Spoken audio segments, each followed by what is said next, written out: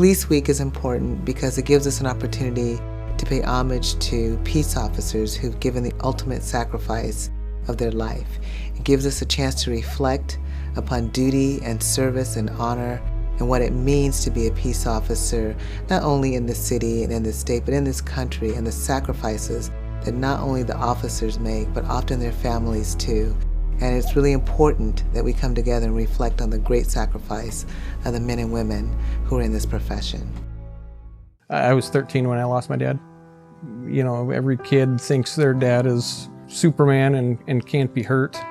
And to, I guess, find out that's not true is one thing is hard, but then to find out, you know, he's been killed is something else. And, you know, growing up without a dad is probably the most difficult thing I think a child could do. My name is Jerry Davis. I'm the son of Officer Nick Davis, who was killed in 1984. He was killed during a struggle after chasing a guy from a dine and dash from a restaurant up on Capitol Hill. He gave his life, but he literally gave it to save the waiter that was with him. When the struggle ensued, Dad's mind was constantly on the waiter that was in the car with him, trying to get him out of the car and get him protected. And when the suspect got his gun, he made sure that he stayed in front of the guy and kept his attention and kept it away from the waiter. I had actually stayed home from school that day, and while I was on the phone with my mom telling her I was sick, she was on the phone getting the news. And she told me, "That's fine, go ahead and stay home, but under no circumstances turn the TV on." It feels like it was a week ago. It's something I don't ever think I'll get used to. It's still, in some ways, it's still kind of surreal.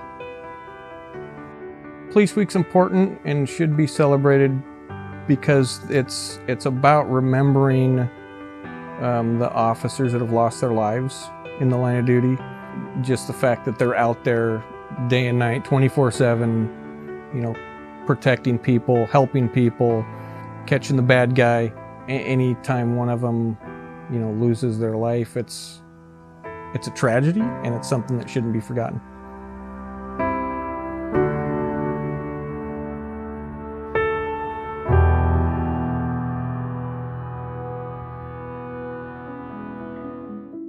Well, I didn't know Officer Nick Davis personally, but I've heard about him.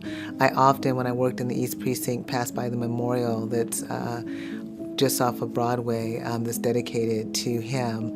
And so I was very familiar with his name, and I know about his service. And he was reflected upon as an officer who was fun and engaging, who cared about his squad mates. They often did things together off duty, that they teased him because he was a little older than some of the other squad mates, and that he came from another agency before coming to the Seattle Police Department. He was well loved and well thought of, and many of the people who work for him speak very highly of him. Whether it's 10 years or 25 years or 35 years, the families and the loved ones of the men and women who have sacrificed and paid the ultimate sacrifice, it's real. And they reflect on it as if it was yesterday. You know, it's really something important for them to know that all of us in this profession care and will continue to care, that the legacy of their loved one will be remembered throughout time. People say that it's hard to describe when your whole life turns so quickly, and it is, it's very hard. At first, there was disbelief and deep grief, and over the years it's changed. We still grieve Tim every day. We miss him every day. Part of the healing process has been to try and help other survivors. My name is Penny Britton, and I am the mother of Officer Tim Britton, who was a Seattle police officer killed on Halloween night in 2009. I know he loved his job, and he never wanted to be anything else but a police officer. And I hope that all the officers out there have that same dedication to the job and really love it as much as he did. And I understand sometimes it's probably very hard to do.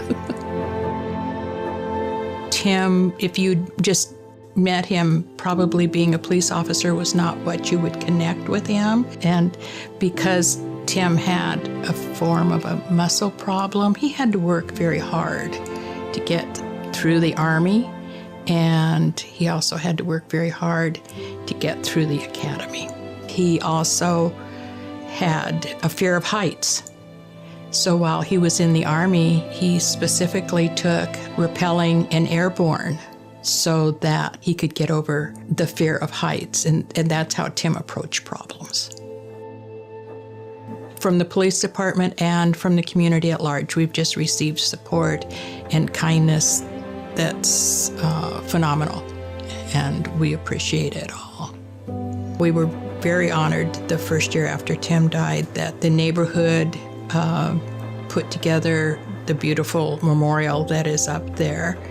And so every year, on October the 31st, there's a small ceremony with the chaplain, and a lot of officers show up and firefighters show up, and sometimes neighbors come.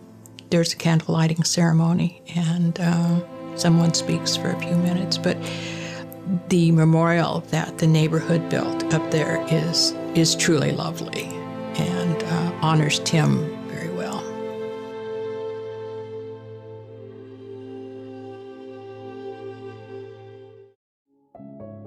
Officer Tim Britton was well loved by all of his squad mates.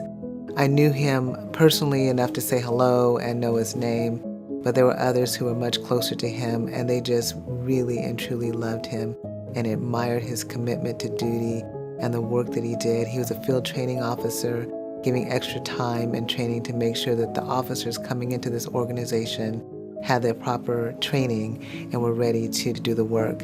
It's a tragic and horrible thing, his life being taken so quickly from him. But he made a difference in this organization, and he will never be forgotten. And now we'll have Cheryl Terry, who will talk about her husband, Antonio Terry, who died in the line of duty 25 years ago.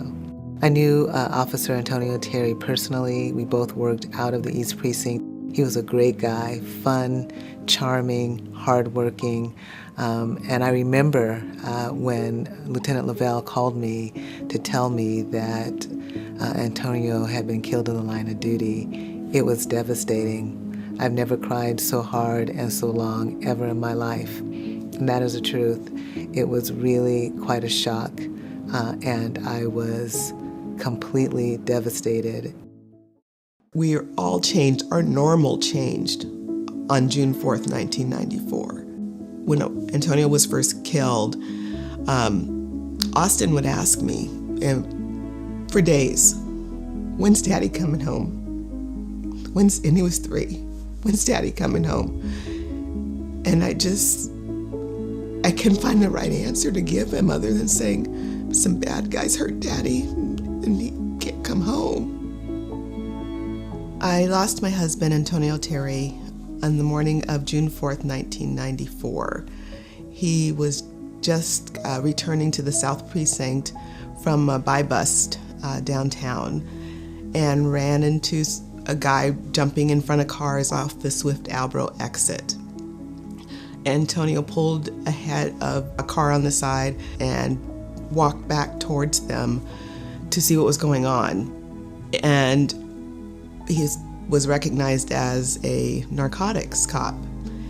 And as he heard someone say he's a cop, he started to return to his vehicle, and as a result was shot in the back. He was able to return fire, get back in his car, drive to the South Precinct, and collapsed in the police parking lot. Buzzy Katzer was actually the first officer that got to him. And he didn't know who he was initially because Antonio was in plain clothes. He was driving a plain car, wasn't a police vehicle. And he said, "Buzzy, I'm hit." And then everything happened. Next thing I know, in the early hours of the morning, I got a knock at my door. And my world was just turned upside down. just 10 days before Antonio was killed, we'd taken all the kids up to see the snow. And that's one of my favorite pictures because it's the last time the four of them are in the same picture. We had 2 kids, and Austin was 3, Colton was 1, and his daughter, Vanessa, was 13. I think of Antonio every day,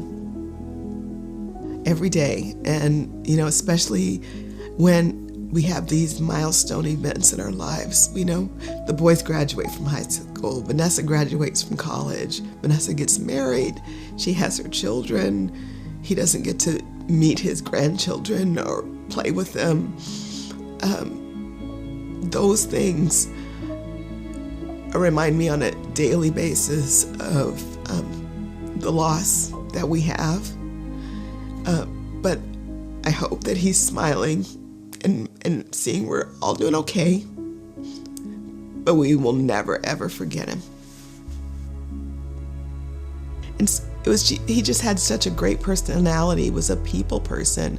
And one of the things I remember is after he died, I got lots of letters and cards from people that he encountered. Antonio would do the off-duty jobs like doing security in the bus tunnel. And this gentleman wrote and said, he asked him if he could charge their wheelchairs. And he knew he shouldn't do it, but he saw this person in need, and he let him do it and gave him some money to go get something to eat. But that's the kind of person that he was, is that someone had a need and he saw a way to help them. I think it's important to remember, not just Antonio, but every officer.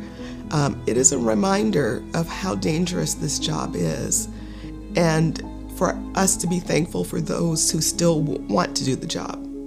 Because we hear daily of officers losing their lives, and we can't thank you enough for what you do. You leave your homes, you leave your families, not knowing if you're going to come back. But you do it anyway. And there's not a lot of people that can do that job. It takes a really special kind of person to have the drive and the determination and the passion to go and protect people they don't even know.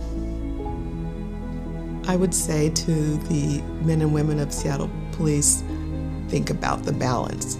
There's a work-life balance that you have to have. Take care of yourselves, take care of your families, make the time to spend time with your families, because unfortunately you never know what may happen when you start your shift. And don't live life with regrets.